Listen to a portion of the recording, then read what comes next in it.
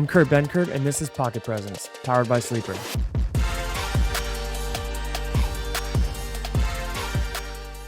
Welcome back to another episode of Pocket Presence. I am your host, Kurt, and this is your co-host, Tyler. What's up, Tyler? Merry late Christmas. Merry late Christmas. What a slate of football we had. Capped off with a game man. I think we all thought was going to be a little bit better, but I'm excited to get into it all because we are barreling towards the end of the season here, and there are still a lot of things that need to play out. It is getting crazy, and I don't even know. I mean, the Raiders game was nuts. 2 defensive touchdowns. We just had so much ball, and to have the Christmas blessing of getting ball on Saturday, Sunday, and Monday, full slates, and for them to play out how they did, it was really good. It was a great Christmas weekend. It was awesome, and I want to work with that last game first, and we can work backwards from there. There was a lot of talk coming into this week about who the MVP should be. We were hearing Brock Purdy, we were hearing Tyreek Hill, Dak Prescott, even CMC was thrown in there. And I think coming out of Monday, at least, we have a clearer picture of who that could look like. You joked on Twitter that your MVP is Joe Flacco. He's been playing great, and we'll talk about that. But it looks like Lamar is now in a prime position to take home MVP. He's the quarterback of a number 1 seed in the AFC. What do you make of this whole debate now that we've had a weekend of football play out?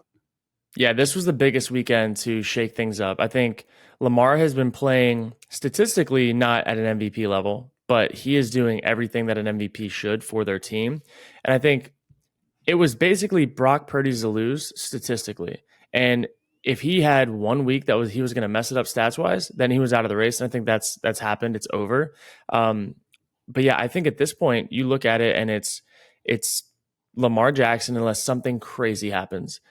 Maybe a Josh Allen sneaking up like 3rd, 4th place, but it's Lamar, Christian McCaffrey, Tyreek Hill, in my opinion. One of those 3, and it would have to be Lamar getting hurt or doing some crazy stuff to lose it at this point in time. Yeah, it's funny how the narrative works. I mean, Lamar is not even top 10 in touchdowns right now, but just the fact that he's going to be the quarterback on the presumptive number 1 seed means that he wins MVP. It also seems like to me that if there's any year where a non-quarterback should win the award, it should be this year because there's not a guy that's dominating, but it just seems like the more I hear the dialogue around this, the more I'm just convinced it's never going to happen, that a running back or wide receiver could ever win this award. Yeah, I don't know how they could. I mean, you would at this point in time, you'd have to have Lamar get hurt. You'd have to have Brock Purdy probably get hurt. And then you'd have to have Josh Allen like shit the bed. Like those are the only 3 right now that are, in my opinion, up for grabs at the quarterback position in there. But you have a year where, I don't know, there's been like 5 to 10 like tier 1 quarterbacks that are injured out for the year. So if there's any year, it's this year, but I still think it's going to be a tough sledding. Yeah, let's talk about the game for a bit. So we saw the Ravens really hand it to the 49ers. What do you make of this performance for each team? We can first talk about the Ravens. I think a lot of people are excited about what their prospects mean going forward, but how do you break down this performance for Baltimore? Yeah, this was electric. So the Ravens gave a blueprint defensively of how to stop this Shanahan tree or how to slow it down anyways, because they still scored points. But I think it was Baldy that I saw on Twitter. He talked about how the Ravens run a match zone defense. And so like a match zone defense carries guys, they carry receivers, but they have zone principles and they spot drop. And the other part is the defenders always have their eyes to the quarterback. That's why they had so many interceptions off of tips, because everyone is reacting to the quarterback's movement, reacting to his eyes. So they're very ball aware. And the best teams in the NFL, tips and overthrows, always say, got to get those. Like they're very ball aware. And the Ravens having their eyes on the quarterback, not flipping their hips and turning and getting their eyes away from him at all points in their defensive scheme, zone wise. It allows for them to never miss those opportunities when a ball is just tipped and floated in the air. Because if you look back at the tape, Brock threw 4 interceptions and Sam Darnold threw 1. Brock's interceptions, one of them was his fault. One of them was half his fault. The other 2 were tips. And so how many times do you see a tip pass just not get intercepted in the NFL because guys aren't around it? Well, the Ravens, the way that they play defense with their shell and their zone eyes, like they are around the ball and they're flying to it. And I think over the next few years, you're going to see teams try to replicate that.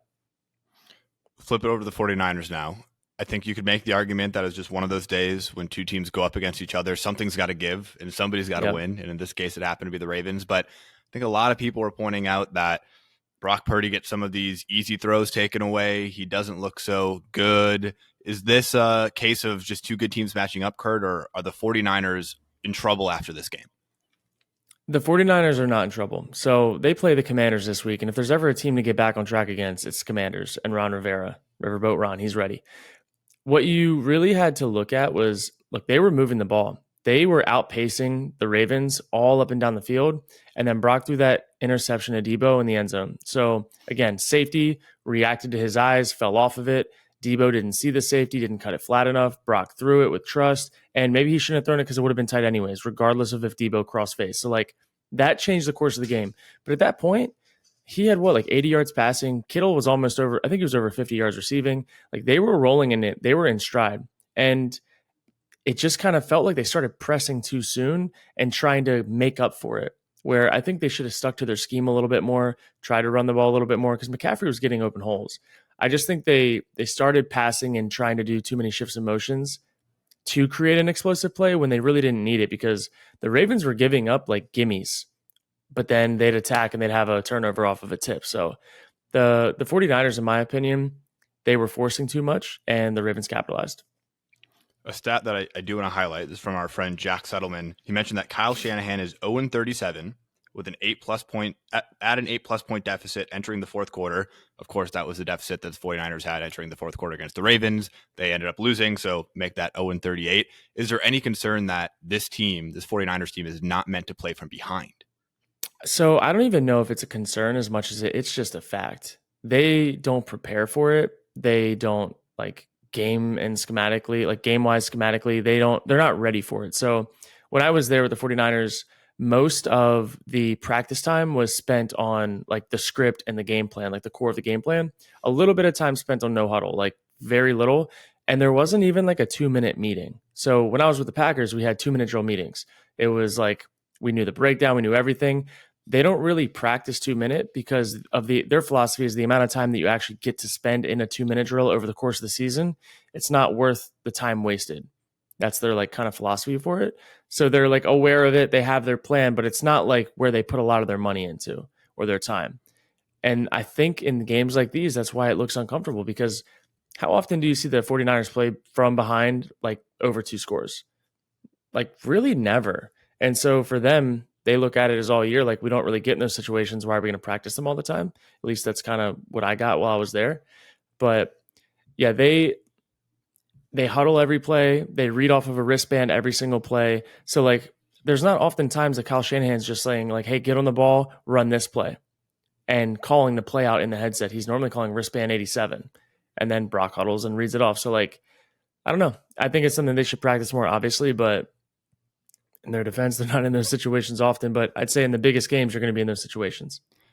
I agree, especially as you get further along the season. These games get a whole hell of a lot closer. You're doing a bit of agenda pushing over the weekend, Kurt, comparing Brock Purdy to Drew Brees, which caused quite a stir online. Oh, yeah, death threats, all of it. Yeah, I saw that. The same weekend you decided to make the stand was the first weekend of the year that Brock Purdy had a really awful weekend. So there's a lot of ammunition for people to come at you with. Talk us through this comparison, Drew Brees and Brock Purdy, and even how you take that into consideration given a subpar performance by Brock this weekend. Yeah, so Brock, if you look at him, just like his best plays and even his worst plays, like what's his game like play style? He's an accurate passer. He throws with good timing. He's typically a great decision maker. And then after the first play is over, like they call it the first play, whatever's in rhythm, that second play he can create. He can scramble, he can run it himself, or he can run and throw on the run and create plays. So like that's like Brock Purdy. You look at Drew was decision-making, timing, accuracy, ball placement, like beating with ball location for Drew Brees down the seams and the back shoulder. Like that was his thing. And he was always going to be on time. And he was one of the most accurate quarterbacks in the world, right? But if you look at Drew Brees' first 5 years or so when he was in San Diego, nobody would have looked at Drew Brees like they do today. It took him 20 years to get to that point. I don't even know how long he played in the NFL, but it took him a really long time to get to that point. If he had just been done playing after those first 5 years, people would never have talked about him again, right? Like it's one of those things. Brock Purdy is playing at a near MVP level in his first 2 seasons in the league. And yes, he has a great offense and a great coach. But Drew Brees, what did they talk about? Sean Payton and that offense, like their vertical attack offense, their checkdowns of the running backs, like he had a good offense. He had the best running back in the NFL at the time, in my opinion. Alvin Kamara, in his prime, was the most explosive back in the league. in the run and in the pass. Like he was able to combine both. So he was a true weapon, right? Like he had weapons. And this narrative that Drew Brees did not have weapons, I don't care what anybody says. Marcus Colston was a dog. Like he was going up to get it. So just because Drew Brees didn't have a Calvin Johnson or whatever, like I don't like those narratives at all. I think if you look at the full body of work, Brock has thrown for a lot of yards, a lot of touchdowns, very few interceptions, and he's won a lot of games. So it has not looked like that for the 49ers before. They haven't had a stretch like this where they've been this dominant and this good. Now with Jimmy Garoppolo, they've been solid, but last year with Jimmy G, they were 4-4 to start the season, I believe. Like that's same team. Yes, they went and added Christian McCaffrey, but my whole comparison with them is, look, it's been a year and a half for Brock. He's playing better than any quarterback has ever played in his first, 18 plus games. Cut him some slack. It's a comparison. I'm not deeming him the greatest of all time, not deeming him the most accurate passer. But just like the NFL draft, what do? You give players comps. And my comp for him is Drew Brees. Just he's more athletic. I feel like part of that apprehension to make the comparison is that the 49ers are historically a really good franchise. Kyle Shanahan's a great coach. They always seem to have great skill position players and a great defense. And it almost seems unfair that they could, with the last pick of the draft, select a quarterback that's playing at an MVP caliber. Whereas many people listening may forget, the Saints were one of the biggest poverty franchises before Drew Brees got there, coming out of Hurricane Katrina, which decimated the area. And Drew Brees was sort of this savior figure in New Orleans. And so he's definitely put on a pedestal. Yeah, it's an easier story to root for than, the 49ers, who have this great history, have had a great coach, great skill position players, and now luck into an MVP level quarterback with the last pick of the draft. I think it's just it's easier to hate on the 49ers for that kind of comparison. Dude, I totally agree. And look, like Drew was amazing. At the end of the day, Drew won one Super Bowl. Brock Purdy is still on his way to maybe winning a Super Bowl this year. Who knows? Like they still have one of the best teams. And he's in year 2. He went to the NFC Championship game last year, and he was the 4th string quarterback starting the season. Like nobody, that's the thing. Nobody can believe it, right? Like he was behind Trey Lance, Jimmy Garoppolo, and Nate Sudfeld on the roster. He was the last guy. Trey, they signed him, or they started Trey, then they signed Jimmy back to a long deal, then traded Nate Sudfeld, so that's how it shook up to 3. Then Trey got hurt, then Jimmy got hurt, and Brock Purdy should not have been playing. But also, Brock Purdy wouldn't have been the last pick of the draft if he was 6'3". That's just, it is what it is. Because his play style and what he did in college, he's a good player. He's an accurate passer. So I just think 1 second. There we go. I just think the whole narrative around it, good. Look, if this was the NFL draft and I was talking about Brock Purdy and comping him to Drew Brees, I wouldn't be getting death threats. But because it's in season, their team sucks, it's... Yeah, and that's the other thing I want to talk about too.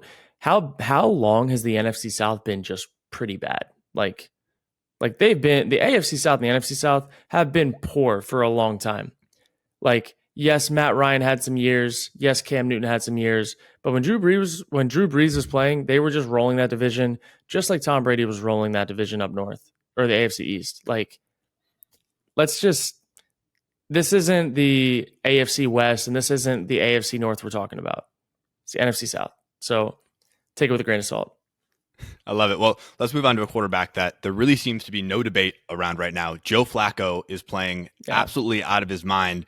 You know what to say. I mean, there is just something about Flacco sitting in that pocket, slinging it. He looks like vintage Flacco, to be honest with you. This last weekend had 368 yards, 3 touchdowns, 2 INTs, but that's all a part of vintage Flacco. And then you have Amari Cooper putting on a fantasy football masterclass with 265 through the air, 2 touchdowns. Talk me through what you're seeing about Joe Flacco first. I mean, he's playing some of the best football of his life, fresh off the couch a month ago. Fresh off the couch. Dude. Joe Flacco giving us couch dwellers just hope out here. But no, what Joe's been able to do, look, his last 4 weeks, 368 yards, 374 yards, 311 yards, 254 yards. It's crazy. He's had 2, 3 touchdowns. And yes, he had a couple picks here and there. But again, it's the Joe Flacco experience, right? An interception is not as bad as a touchdown is good. That's how fantasy works. That's how real life works. Interceptions don't guarantee points. What Joe's been able to do, though, man, on 3rd and 4th downs, critical situations, tight coverage, he's been able to put the ball on a rope in exactly where it needs to go with people draped around his legs. That looked to me, I thought I was watching Ben Roethlisberger in his prime this last week. Just dudes on his back, dudes falling down like all over him and just delivering time and time again. And he has a receiver in Amari Cooper that he fully can trust to like, look, if he throws it up, it's probably not going to be intercepted, most likely going to be caught. If not, it's going to be PI. Those are some really good outcomes for throw up balls. And he has a guy that he can trust to do that. Plus, he has Njoku, who's balling right now, probably playing him tight end better than anybody else in the league at this point in time, especially in the red zone. They have a sneaky good formula for success with one of the top defenses in the league. And Joe knows that too. So he can be a little riskier in his throws, knowing his defense has his back. The Browns are one of my, dude, they're like my sneaky playoff team right now. Them and the Bills, I would not want to have to play them if I was any of these top teams. Chiefs, I'm looking at you.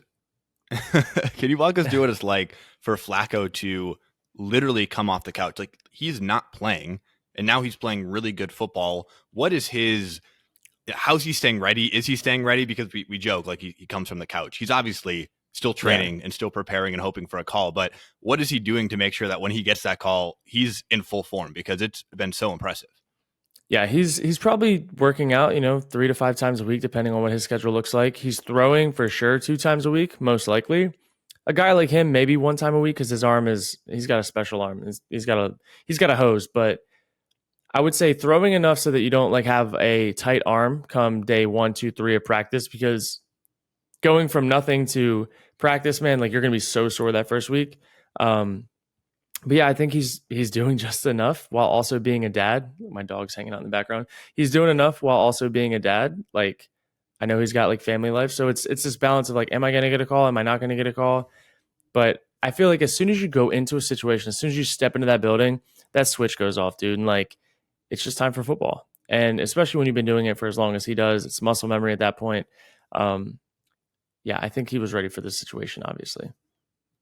Is there anything that Joe Flacco is doing as compared to another quarterback that you might bring in? This has been the year of the replacement backup quarterback, and it seems like we see a lot of guys come in hot, flash in the pan. I'm thinking about guys like Josh Dobbs, and then they kind of fizzle out. And in the case of Josh Dobbs, moved down to 3rd in the depth chart. So is there something here that Flacco is doing that might help him sustain the success to the playoffs, or are we going to see another hot flash fizzle out from Flacco as well? Yeah, I don't think this is going to be hot flash fizzle out. I think, honestly, it's the team around him. So, like, Dobbs went into a situation where his team was decimated. No Justin Jefferson. Like, a lot of guys were hurt. Not a whole lot going on that looked good at that point in time, and he was just a spark for them. But then they kind of regressed back to the means, and he wasn't able to keep it up and able to elevate everybody else around him as much as he had in the first few weeks. Then you look at Flacco. Flacco goes into a situation where it's like, look, just kind of do your job. You don't have to be a superhero. Don't mess it up, because we have a stud defense. We have a good run game and a few good pass catchers downfield. Like, we don't need you to be a superhero. But the fact that he is playing like a superhero and it's going well, he's elevating them past this like wild card team, in my opinion. They're fighting for the number 1 seed at this point if the Ravens lose a game here. And that's the thing, is like Flacco would have them as a good wild card team. Elite Flacco has them as a contender, and they look nasty. I completely agree. Talk to me a little bit about Amari Cooper's performance. When a guy is playing this well, 11 receptions, over 250 yards, 2 touchdowns, are you just talking about in the huddle like, hey, just get this guy the ball? Or was this more of a just happened to work out? Maybe there was a soft spot in the defense that they were exploiting? Or is it like, this guy's just having an incredible game, we just got to get him the ball any way we can? Yeah, I think when a guy's on fire, that like whatever you can do to give him a chance, you can. Because like decision making as a quarterback, there are some games where like, look, maybe I'll try to fit in that 50-50 ball because it's one of those days. But sometimes it's not one of those days and it turns into a 3, 4, 5 interception game. And you're like, all right, maybe that wasn't the day to do it. But you start feeling the game. And Flacco obviously has an incredible feel for the situations, what's going on, and like his nuances and how he's playing the game right now are just showing. It's like all the things that they talked about in my quarterback rooms over the year of like little tips and tricks. Like I'm watching him do it live in game. And he hasn't done it in a while. And it's just like, it's second nature to him. And he's able to let those things show because he's playing on a good team finally. Like, when's the last time Flacco's been on a good team? It's been a long time. So again, that just goes to show you, like, everyone wrote off Flacco over these last few years, but how many quarterbacks are being written off right now just because their teams suck or their coaches suck or like they aren't having good game plans being called? Like, Flacco is a great example of, hey, maybe it is the coaching or the situation they're in, not so much the player, because he's what, 38 or something like that. He's in his upper 30s, I believe, and he's playing the best ball of his life. And what does he have? A great support staff, great game plan being called, and he's having fun, which winning is fun. And quarterbacks play better when they're having fun. Look at Josh Allen. I completely agree. It's that seems to play through on the field, that you see Joe Flacco, he's beaming in the locker room every chance he gets. Yeah. And especially when you come from the Jets. I saw a quote from Robert Saleh, who's just kind of talking about his joy for the game. I'm sure when that's your last comparison, it's easy to have fun playing winning football. Especially. No doubt. Yeah. Great. Let's talk about another. Go ahead. Sorry. No, I was just gonna say I completely agree. Like having fun playing football is like, you can just tell when teams are having fun. The Ravens look like they're having fun. I completely agree. It's fun to watch them. Okay, let's move on to another wide receiver who decides to be good once every couple times a season. Gabe Davis going for 130 and a touchdown. It's funny. I think about this from a fantasy perspective. Gabe Davis, you're never going to start him. This is the fantasy football semifinals this week. You're never going to start Gabe Davis, but it really bites when you have him on your bench and he puts up that performance. Similar to Amari Cooper. Unless you're in maybe a 12, 16 team league, like there's probably a deep enough stack at wide receiver at this point where you didn't have to start Amari if you didn't want to, but seeing that 45, 50 pointer on your bench is brutal. Yeah, it's got to sting. It's like, it's tough because those types of teams, like you would think Stephon Diggs, and even the last few weeks, we talked about it a little bit last week. If guys aren't getting their targets, no matter what their name is, you can't start them. Look at Devontae Adams, completely crushing fantasy players' hopes and dreams this week. Stephon Diggs nearly doing it as well. And then the team that I'm playing against in the fantasy football championship in my league. This is his roster: Geno Smith, Tyler Lockett, Logan Thomas, Alvin Kamara, James Conner. Like those are some of the players in his starting lineup. And I'm like, how did he get there? Like, how did he get there? And meanwhile, like I have Tyreek Hill, Keenan Allen, like Nico Collins, Matt Stafford, and like but again, it's one of those years, and I feel like we say it every year, it's one of those years, but this year for real, like you don't know what's going to happen each week, and you got to play the hot hand regardless of what their name is.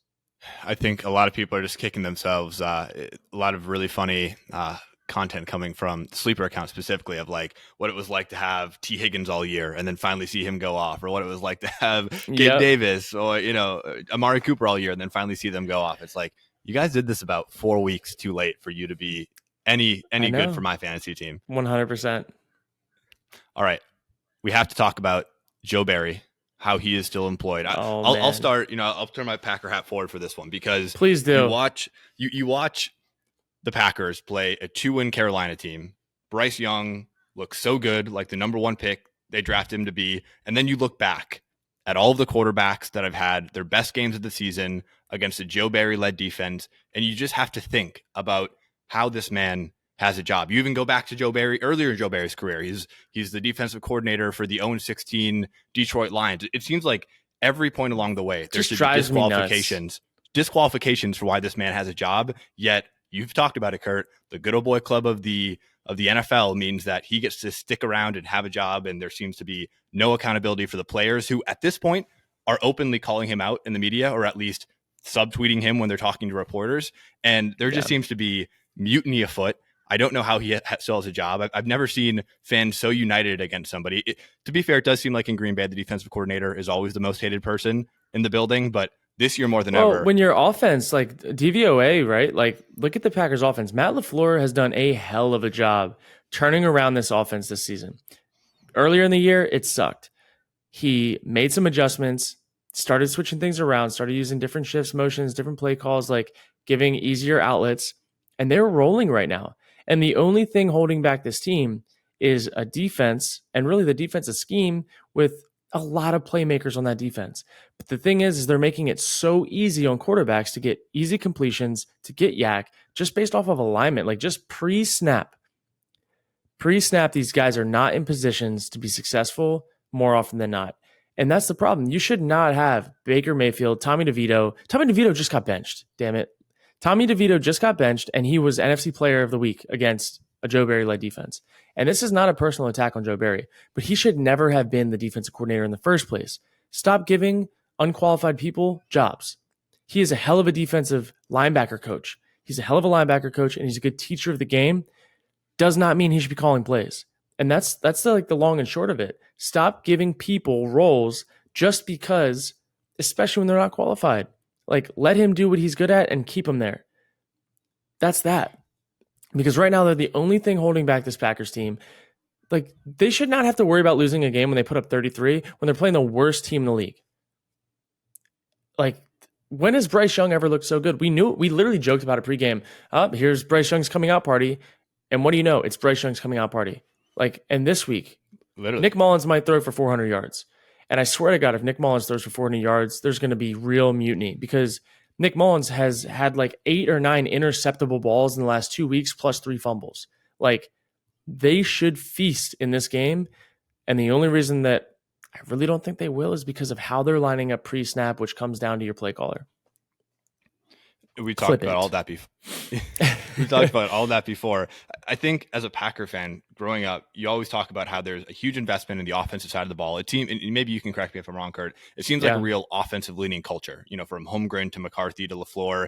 They've focused on offense. And then it seems like they just kind of use whatever's left to spend on defense. And I saw a lot of really interesting stats come out because there were conversations this weekend about look at where the money's actually went on this team. Right. Exactly. And so to credit Wendell Ferreira on Twitter for this, cash spending on offense, the Packers rank 32nd. And a lot of that is dead cap against Aaron Rodgers. And so they've had to scramble with a really young core of guys who have turned out really well and have returned with a DVOA of 10th in the league. So the spending to return to that spending is really good. Meanwhile, the Packers spend the 6th most on defense, more than teams like the Ravens. We just see put a masterclass against Kyle Shanahan, and their DVOA is 30th. And so that seems to me to come down to a coaching issue and not a talent on the field issue. Yep. No, that's 100%. And that's the narrative all along. And look, the even more impressive part is that the Packers are 6th on the year, or you said 10th in the year on offense? Yes. 10th? Yes to both. Exactly. So that is also with a super long skid early in the year. Like, they sucked on offense early. Like, really, they were not good. The defense was the only reason they were staying in games. But like, conversely to that, when the offense starts playing well and then the opposing offense has to start trying to put on more points instead of milking the clock out to win games, Joe Barry was exposed. And like, it's just tough that, look, LaFleur has done a hell of a job as an offensive coach this year in the last half. But he also has an obligation as a head coach to make sure that all the parts of the ship, all the moving pieces are accountable. And I think that's where it's been lacking right now is there is a clear deficiency. There's a clear problem when you look at amount spent to DVOA and you have not addressed it. And that is literally my number one problem with what they have going on right now is where's the accountability? Because you hold players accountable, you'll cut, trade, do whatever, see ya. But like, you're going to let that hang on and that be the reason why you're not going to be one of the wildcard teams this year? Like, you cannot have this 2-lane street where it goes, our way with the coaches, like, we're going to do our thing, but the players out. Like, that's just, it sends a really bad message to the locker room. I can totally see that. I mean, even from a fan perspective, it's like it's one of those instances where everybody seems to know what the problem is, but there's some refusal to admit it inside the building of what the actual problem is. And Matt LaFleur is going on the podium and taking blame because the offense did, it's like, dude, listen, it's ridiculous. You're not an offensive coordinator. Like, you're the head coach. Like, if you're an offensive coordinator and your defense sucks, shit, I did my job. They just couldn't hold them. Like, that's literally what it is. You're the offensive coordinator and head coach. So like, you know what I mean? Like, just do something. Do something. Yeah, well, the Packers are going to have to win a couple games here down the stretch and get some help if they want to make the playoffs. But even going into the playoffs, I mean, who can they stop? They can't stop Bryce Young and the Carolina Panthers. So Jordan Love might have it's not even worth it. 40. Yeah, it's like at that point, you're just prolonging the inevitable. And Joe Barry maybe doesn't even get fired if they make the playoffs. So we'll see. We talked about it this last week. I mean, there was no winning for Joe Barry coming out of this game, but it seems like the worst possible thing happened for him, which is they had a horrible defensive performance. Like we said, even if they held the Panthers to one touchdown, it was like, okay, it's the Carolina Panthers, like, good for you. But They couldn't even do that. Let him put up 30, have, Bryce Young have his best game of the year. And it was 1 second away from, the Packers could have lost that game if there was any more time on Literally the clock. crazy. Frustrating. All right, well, we can talk about a couple good teams now. I'll turn my Packer hat back the other way. Flip the hat around. I love that. The Dolphins finally beat a good team, and the Cowboys still cannot beat a team outside over 500, something that you called out earlier this season, Kurt.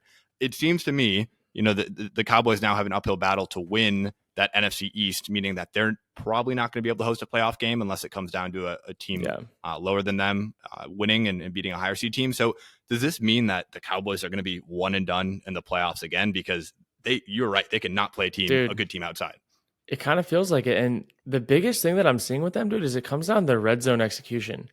I need to go look up some stats on their red zone execution, but like fumbling the ball on the 1 yard line, having multiple trips down there, ending with field goals, like just not coming away with touchdowns. When you have that type of offense with those guys on that team, it's inexcusable. There's no reason that the Dallas Cowboys with Ferguson, CeeDee Lamb, Tony Pollard, even Dowdle, and Dak Prescott, obviously, they should not have a problem finding touchdowns in the red zone. But every single week, it's like that's the recurring theme. And I almost feel like is McCarthy just like outsmarting himself? Like I don't know what it is, but you look at the first Eagles game that they played against them in Philly. They had like 3 trips down there where they just could not punch it in. They were inside the 8, inside the 5, whatever. Like they just can't do it. And they need to either be more creative. They need to find solutions in the red zone. And I don't know what they are right now because it's not my team. It's tough to see. Like they have to come up with either different sets, different motions. You need to look at what the Dolphins did earlier in the year with how they use their like quick motions back and forth, quick stick routes, speed breaks, like a lot of misdirection, because those are the types of teams that had success in the low red zone. And just go copy them, dude. Like just go stop trying to come up with your own stuff. Just go copy some teams that do a good job of getting guys open down there, and you'll be a little bit better. Is there, you've played outside, Kurt, you've played in Lambeau Field before, which gets really cold. This is becoming a clear trend where they struggle playing good teams outside. Yeah. And albeit playing in Miami in December, it's not terribly cold. It's not like playing in Lambeau, obviously, but there does seem to be some difference maybe in natural grass versus turf. Like, what are you identifying the root cause of this trend? Is it a mental thing? Is there actually something tactical here that they can't do as well when they play outside? Yeah. I think they spend so much time on turf with their games. I know they have like an indoor and stuff. I don't know. They probably practice on grass. It's probably super light. Like that's the other thing. There's different types of grass. Like in Green Bay, the grass was a little bit thicker. In like down south, the grass is like baseball field, like thin. And so when you spend months practicing on a certain surface, like your timing, especially in a West Coast system like that, your timing on out routes, your timing on in breakers, like your timing in general matters so much, where your timing is going to be slightly different on grass, especially if it's longer grass than it would be on turf. And like, that's the only thing that I can think of. Cause I'm like, even as a quarterback thinking about it, if I was to go on a field and throw an out route, like a long out, like far hash out route, 3-step plant, let it go, I'd probably put a little bit more air on it if I'm on grass than if I'm on turf, knowing that like my receiver might need a fraction of a second to come out of it a little bit differently because his footing's going to be different. That like might actually be what's going on for them. And the little miscues, like they're having little miscues when they're outside versus inside, and the temperature controlled, like the way the ball is, the humidity, how dry it is outside, all of that stuff changes. And for a quarterback, it's just like a pitcher, like every little detail matters when you're throwing. So I don't know, that could be something. Especially as you get into these really close games against really good teams, that margin of error has to shrink. And so those little timing things where, the Cowboys have been prone to blowing out really bad teams this year, where that might not matter so much against a team that's not as good as you, against teams that are as good, that stuff really kind of adds up, I imagine. Especially, and I think they had like 1 or 2 quarters of that game that were played in the rain. Like, how often has Dallas practiced wet ball drill or like anything like that? Like they don't get rain in Dallas like that. So like even throughout the course of the year, they're not getting much practice at it.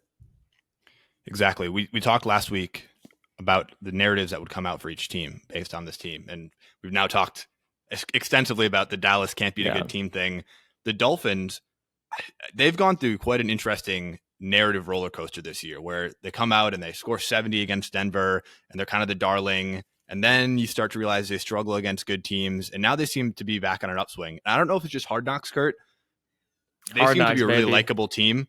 Like Yeah. even in just how Mike McDaniel's like takes accountability for things. That clip went viral this week about how he walks through all the things that he did wrong in the game plan, but they just seem really easy to root for. And some of the media coming out also makes it seem to me like the accountability they have in the building just sets them up for the playoffs. So am I reading too much into that, or should we be all in on the Dolphins? And is some of that like the hard knock stuff? Does that make an impact on the field? Dude, I like the Dolphins. I like their vibe. Like, I'm a big vibe check guy. I love the Dolphins vibe. I love it. Starts at the top down. Like, Mike McDaniel is, when you have a coach that's willing to like put himself at the stake before anybody else and let you know, like, this is what I effed up.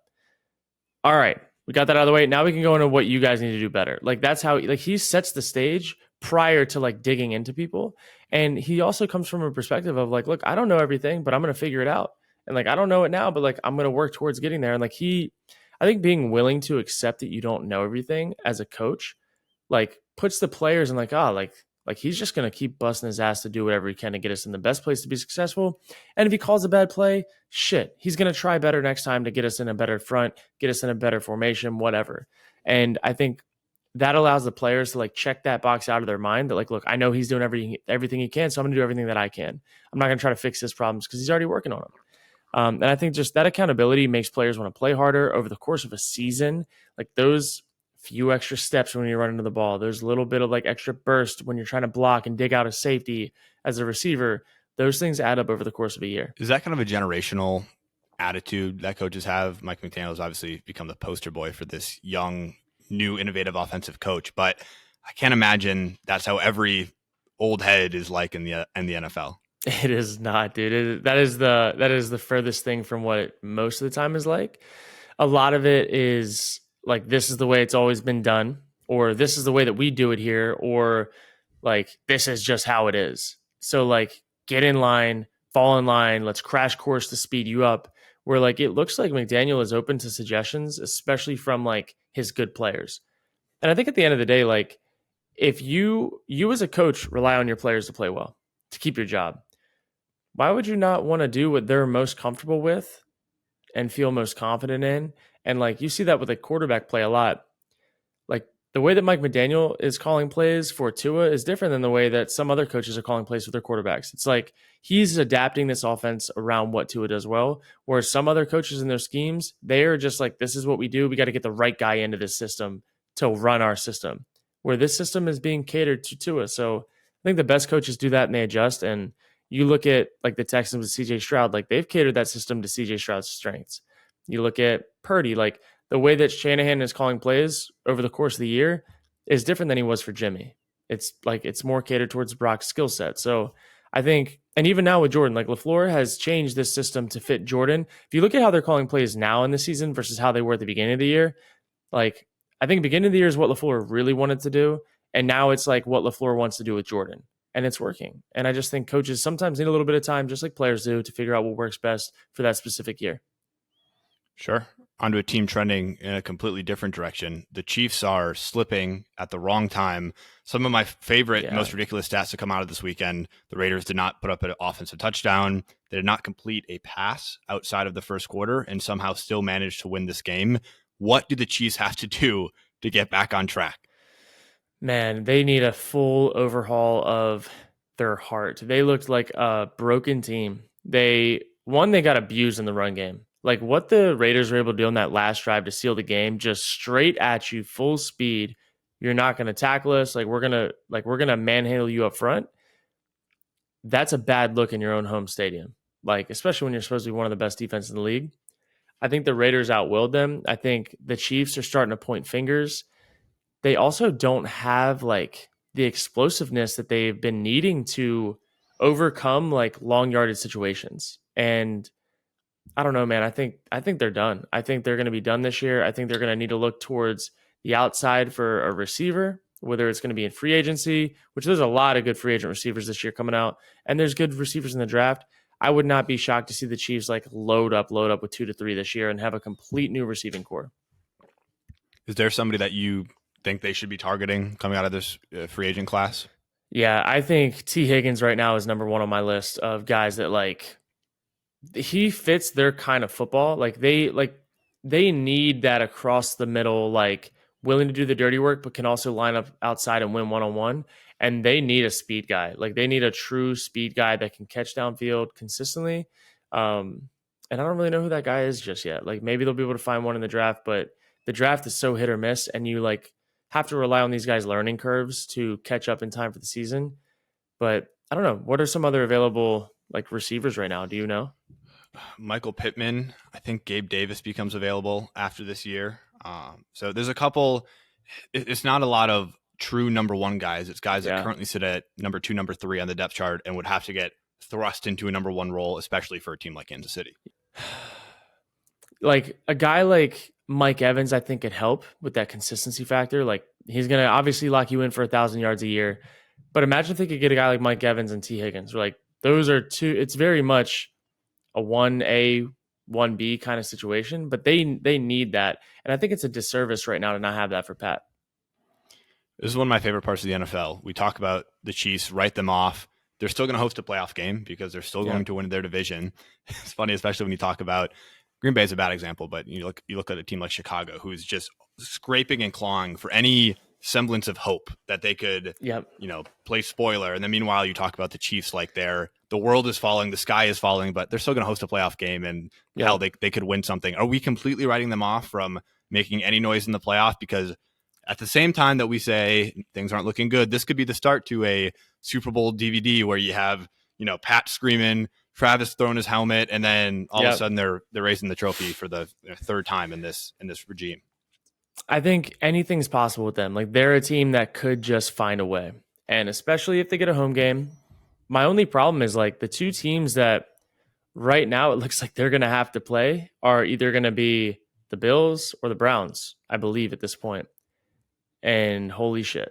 Like if I was the Chiefs, I would not want to have to play either of them. I don't even know like what AFC team right now in the wild card spot, because the wild thing right now is these wild card teams, they're only wild card teams because they started the year bad, but like they're rolling right now. You look at the Jaguars and you're like, oh, they were so hot and they suck now. Like they might win their division, might not, who knows? But that's the only team that I would want to be playing if I'm the Chiefs is the Jaguars at this point in time. Anybody else in the AFC that's going to be in the playoffs? Please no. It is true. This year, more than any year, it seems like those wildcard teams have almost an advantage because they're playing good football at the right time. And it seems like at this in the same regard, you have the teams that are hosting playoff games that are slipping at the wrong time. And so it's really going to be an interesting test of like momentum versus, I don't know, being good earlier in the year. Totally. December football, January football, man, it doesn't get any better than this. It does not. Talking about another team that might be in that slipping category, although they won this last week, the Philadelphia Eagles beat a Tommy DeVito benching team. Another discredit to Joe Barry, talking about Joe Barry, baby. It all comes back to Joe Barry. It was an ugly win for the Eagles. Is this the game that got them back on track? They obviously had a gauntlet. The end of the season works out to be a bit easier than, that stretch where they had to play, the 49ers included. But what do you make of the Eagles now as they head into the playoffs? Yeah, I think the Eagles need to just get out of their own damn way. Like they have good playmakers. Their offense is really tough to watch play because of how they call plays and how it's structured and like their lack of motion.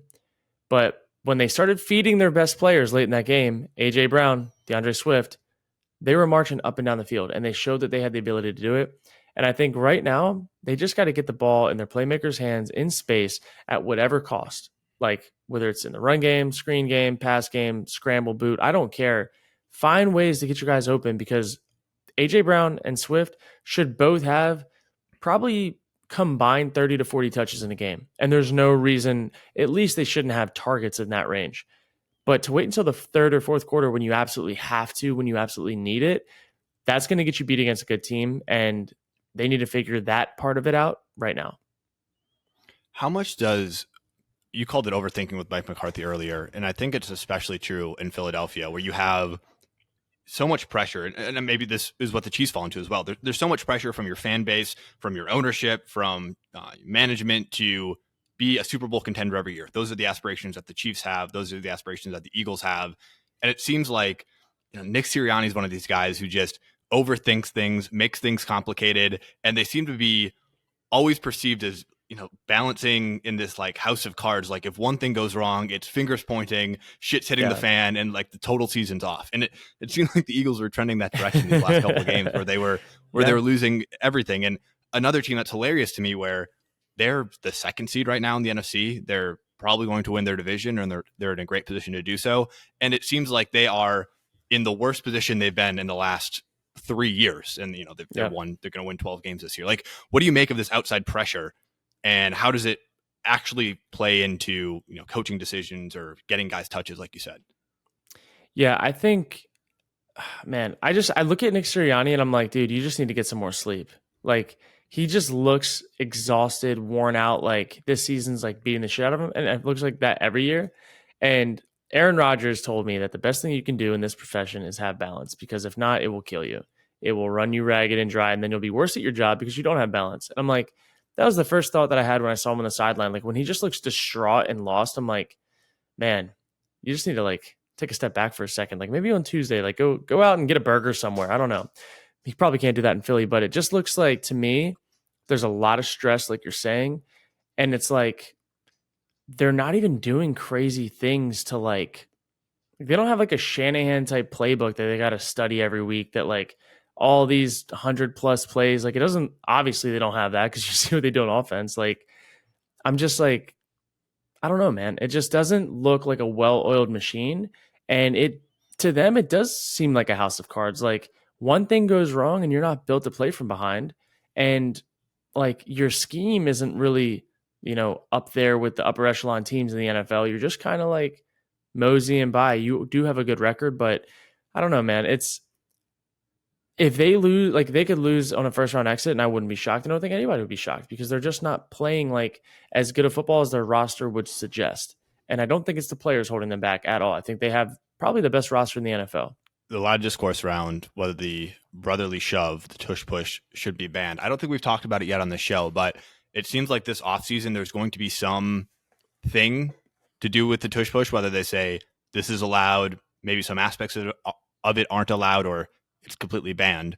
What do you think they should do with it? It's a play that's super successful for the Eagles, but to me, as the season goes on and other teams trying to replicate it, and how infrequently they can seem to succeed doing it, it seems like the play should be legal and the Eagles just do it better. But I'm curious to hear your take.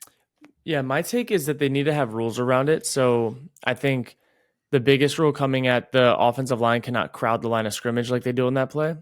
If you look at a normal alignment for an offensive lineman versus their alignment on that play, they crowd the helmet of the center by at least a foot or two more than they typically do, from what it looks like. So if you look at like down the line of scrimmage like this, like say this is like the center's head and this is where like the tackle and the guard and everybody normally is, on that play they're like here. And it's like, so you're telling me one is an offsides or one is an illegal formation, and like there needs to be like a set alignment for offensive line and where they're allowed to be, and they should not be able to crowd that just because it's a tush push.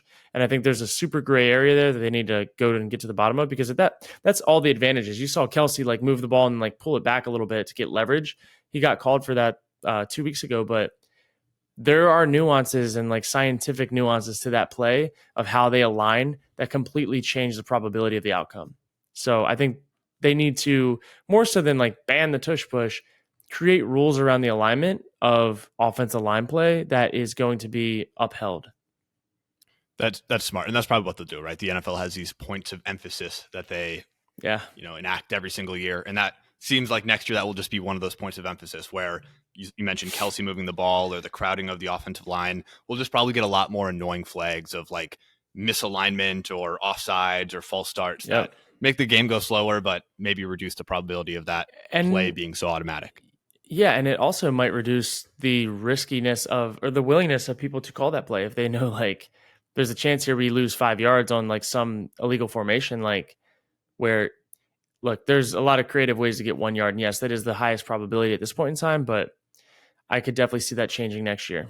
Totally. Okay, so we have a bit of a double episode for listeners. Obviously, this week was Christmas. And so we finished recapping this last week. And now we're just going to get into looking forward to this next week. Let's do it. 17. Week 17 sounds a little weird. We grew up always thinking that this was the last week of football, but we get a little bonus week after that. And we start off with a Thursday night matchup between the Jets and the Browns. a bit of a snoozer. I would say the one interesting part that I will pull out from this game is if Joe Flacco and all the momentum that the Browns have can be spoiled by what has been a pretty stout Jets defense all year.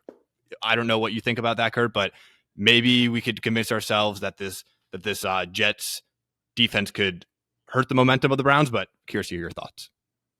Yeah, I think the Jets defense is hit or miss. It depends on who they show up to be, and it depends on what the offense does, because the Jets defense is good when they are able to feed off of the offense's momentum in the game, and then the other offense can start pressing. But if you get into a game where, like, look, the Browns are just rolling and the offense can't do anything and it's a lot of 3-and-outs, that Jets defense gets tired just like any other defense. So it depends on, really, in my opinion, what does the Browns defense do on the other side? Can they force a lot of 3-and-outs? Then we're not going to have a problem with the Jets defense that game. But if it's going to be, body blow for body blow and maybe some sustained drives from the Jets offense, then I think the Jets have a good formula there. So I'll let you know after the first quarter is over. I expect the Jets to win this game. I expect the Browns to win this game pretty handedly, but I don't know. The NFL is weird, man, and I've been wrong just as much as anybody else in some of these weird matchup games. Totally. On to maybe a bit more compelling of a matchup. We have Detroit in Dallas, Saturday night primetime on ABC. What should we be watching out for? We get Dallas back home on turf, but this is an NFC playoff potential, matchup. Yeah, I have Dallas this game. They're at home. We know their record at home. We know how they feel at home. And more so than anything, you look at Detroit's defense, and they just gave up a lot of yards to the Vikings. They did create some turnovers, but Dallas doesn't turn over the ball like that typically. And I don't think that they're going to be able to feast just how they have been. I think that Dallas is going to be able to pick apart the Lions defense. But if I'm wrong, then that just gives more case to the Lions' potential number 1, number 2 seed. So this game is just as big as any game last week. And I think this is going to be really telling of who are these teams, because right now the NFC, like, you still say 49ers are top of the NFC, but there's like 2, 3, 4 spots. They could easily look like wildcard teams. So who knows? We'll find out soon. And this could be a really important game in the context of making it to the NFC Championship. You're kind of now parsing between potential 2 and 3 seeds. And so if you don't want to play the 49ers before you get to the NFC Championship, it's probably a good idea to win this game. And so you can have a clearer path and not have to meet them in the divisional round. Yeah. No, it's, you want to push that off as long as possible. So both sides need this just as bad. I'd say so. New Year's Eve, we have another primetime night game on Sunday. We have the Packers and the Vikings. I obviously exist heavily on Packers Twitter, so I'm not sure about the Vikings, but with a little help this week from some other teams, I think, like the Bears have to win and the Rams have to lose or something like that. The Packers set themselves up for a win and in situation against Chicago in week 18. And I'm assuming the Vikings are in a similar position where if they win, a couple other teams help them out. They're in a win and in situation against Detroit in week 18. So a lot of implications for this one. Joe Barry might have something to say about it, but what are your thoughts here? Dude, I just hope that I turn on this game and I see the Packers defense in one high pressing people and blitzing. Like, I want to have the Packers defense make Nick Mullins beat them with accurate throws versus man and pressure in his face. Like, let's see if he can do that for 4 quarters, because I promise you he will throw probably 2 to 3 picks. And again, Justin Jefferson will make some good plays. He's Justin Jefferson. But the Lions last week, what they did to have success when they needed to, they were pressuring his ass. And they were bringing it from all over, and they were playing sticky defense, and they were seeing if he could be more accurate, and he was not consistently. And I just hope to God that Joe Barry does that, because that gives them the best chance for success. Like, will you get beat on a go ball from time to time? Yeah. But you're not going to give them 5 straight plays of 5 to 10 yards a pop on completions all the way up and down the field. And I'd rather have a quick death than a slow one. So give me it. Do you foresee Jordan Love and this Packers offense having any issue with Brian Flores? There's been a lot made about his ability to be really creative on the defensive side of the ball for the Vikings this year. And I'm just curious if the young quarterback might struggle with some of these new creative looks that he's been throwing out there. Yeah. Jordan's done a really, really good job of these past few weeks of recognizing protection issues, addressing them, fixing them, seeing where the pressure's coming from, and then playing his odds game of 60-40 where they come in, sliding it. I think that, again, Flores creates problems for every quarterback, old, young, and different. And he's going to get him sometimes, but that's just going to be a part of it. You're going to miss a block, you're going to miss a read, whatever, but you're going to play through it because more often than not, you're going to have a big play waiting on the other side of that. And I think as long as Jordan is patient with it and willing to accept that he's not going to get every single protection call right, the line's not going to block every play right, but over time, you're going to make more explosive plays and win the game that way. That's all that they have to do. I love it. Well, as a Packers fan, I like to hear that. And I like to hear a potential win and in situation. Although last year did not go too well for us, but I like our odds against Chicago a little bit better than Detroit. But regardless, the NFC South, the division that I think if it was up to any of us, we just wouldn't have a team make the playoffs from there. But we have to let it happen. And there's a matchup down there between the Buccaneers and the Saints that probably has an implication of winner goes to the playoffs. What are you looking for in this game? Is there a team out of this division that you want to see in the playoffs? I know you seem to have a beef with just about every team in the NFC South at this point. So I don't know if there's somebody you want to piss off here. No doubt. I think as of right now, I want to see the Bucs make it to the playoffs. I would not mind seeing the Falcons, but I also just wouldn't mind seeing Arthur Smith hit the road. I think with this game specifically, Baker Mayfield's playing lights out right now. He's playing really, really good football, and their defense has been picking up this past month. You look at what they did to Trevor Lawrence last week. They made him look like he was a bottom 20 quarterback. And who comes into town this week? Derek Carr, ready to be looking like a bottom 20 quarterback versus a defense that's trending and offense that's putting up points. I think this game is very heavily favored towards the side of the Broncos. Again, that is all with the consideration that Baker Mayfield has to take care of the football, and they can't do anything crazy that just ruins the game for them, but they should have the upper hand to win this game, and they're the better team right now. The only thing that would scare me is if Derek Carr was replaced with Jameis Winston, because, man, a Jameis Winston redemption game against the Bucs would be wild, but I doubt it'll happen. Is there a chance that Todd Bowles keeps his job? It seems likely if they make the playoffs, they win this game, they're at 9-7, They have a chance to win 10 games. I don't think Todd Bowles excites anybody as a head coach, but he's managed to will them to a over 500 record into the playoffs. It seems like he doesn't get fired. Yeah, I don't think he gets fired. I mean, at this point in time, especially for the state of the NFC South, it is theirs for the taking for the next few years if they can build around it and grow. The Falcons, who knows? The Falcons are one of those teams that they could be elite or they could have a new staff. And it all depends on how are they going to address this ending of the season. The Panthers are in a rebuild for a little while, and the Saints, Derek Carr is not going to be the long-term answer, so they're going to be looking for other answers outside. I think the Bucs have the most stable situation out of anyone, so I'd imagine he stays. All right. Moving on to the Bengals versus the Chiefs. A lot of people probably circled this one in week 1 as an AFC championship preview, and now we get a Chiefs team. We just talked about them. They're reeling. Jake Browning and the Bengals come off of a horrendous game against the Steelers of all teams. So what are you looking for here? Is this maybe Jake Browning regresses to the mean and the Chiefs get back on track sort of game, or is there a shot that the Bengals could still sneak in the playoffs, right? I actually think that the Chiefs win this game. I think that they rebound. I think with Jamar Chase most likely not playing, I believe, you saw the Steelers able to take advantage of not having to double a guy and not having to have more eyes on a guy that could just change the game. I don't think the Bengals have enough firepower right now to be able to consistently play against the Chiefs defense. Again, take away the 2 defensive touchdowns against the Raiders. The Chiefs defense balled out like they did. They have been stopping people. They've been one of the top defenses in the league. I don't think the Bengals are going to be able to do enough to compete as long as Pat can have a few drives where he, get some points, moves it up and down the field. I'd love to see Kelsey do more, but I don't know. It just seems like something's off with them. Defensively, I don't know if the Bengals offense, with the way they played last week, have any of a better chance this week against the Chiefs defense.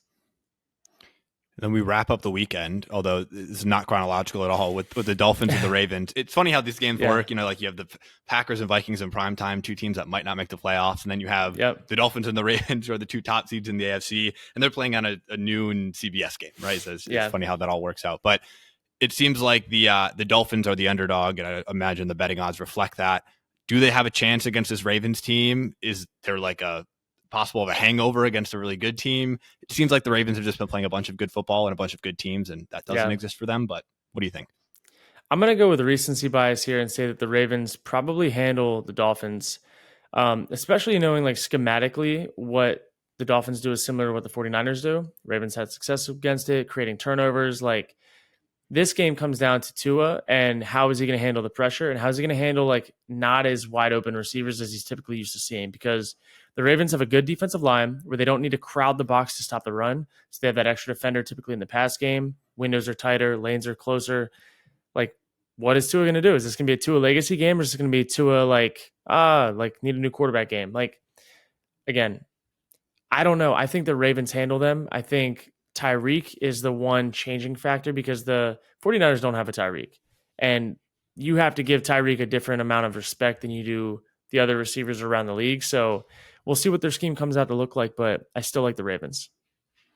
Is there any part of these games, and maybe it's not so relevant for the 49ers and the Ravens because when they meet again, it would be in the Super Bowl, but for the Dolphins and the Ravens, they could meet much sooner in the playoffs. Yep. Is there a part here where each team is holding back a little bit because they know that they're going to meet each other later on? Or is it this late in the season, you just want all cylinders firing and you're going all out to win these games?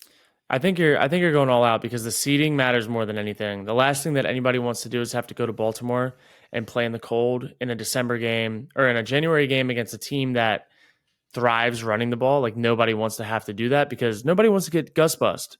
So I think that they're going to let it all out there this week, and they're going to dive deep in the bag of tricks to see if they can pull one over. Would not be shocked to see a Dolphins trick play this week. Throwing it out there. You heard it here first. I think they're going to do everything they can to win. Kurt, let's wrap up this episode by maybe setting some people up for their fantasy championships. You mentioned that you're in one yourself. Hey, now. Are there?